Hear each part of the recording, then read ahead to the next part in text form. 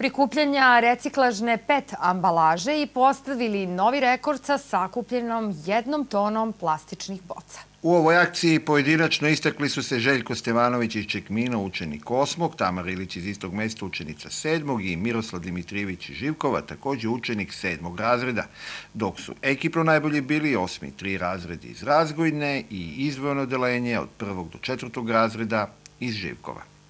Ove godine ideja je bila da učenici pojedinačno sakupljaju plastičnu ambalažu da bismo ih motivisali da što više kilograma donesu.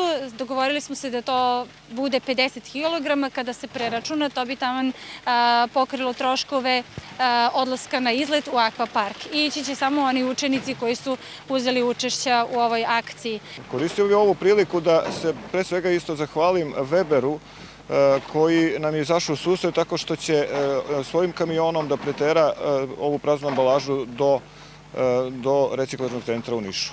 Najuspešnijim učesnicima ove akcije uručene su diplome za pokazan trud i zalaganje. Ovom prilikom prikazan i kratki film posvećen zaštiti životne sredine.